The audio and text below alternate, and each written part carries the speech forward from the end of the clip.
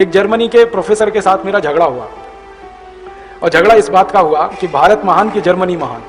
झगड़ा इस बात का था, वो कहता था जर्मनी महान, मैं कहता था भारत महान। अब दोनों ने झगड़ा सुलझाने के लिए एक रास्ता निकाला। रास्ता ये निकाला, उसने कहा कि मैं तुमसे भारत के बारे में सवाल पूछूंगा, तुम मुझसे जर्मनी के बारे में पूछो। जिसके सवालों के जवाब में सबसे ज्यादा हाँ यस आएगा उसका देश महान। मैंने कहा ठीक है भाई पूछो। तो उसने कहा पहले तुम पूछो। तो मेरा नंबर आ गया पूछने का। तो मैंने उससे सबसे पहला सवाल पूछा, जर्मनी में गन्ना होता है? तो उसने कहा नहीं, गन्ना होता ही नहीं। फिर मैंने कहा जर्मनी में केला होता है? उसने कहा नहीं। फिर मैंने कहा जर्मनी में आम होता है? उसने कहा नहीं। फिर मैंने कहा जर्मनी में लीची होती है? उसने कहा नहीं। मैंने कहा जर्मनी में सेब होता है? उसने कहा नहीं।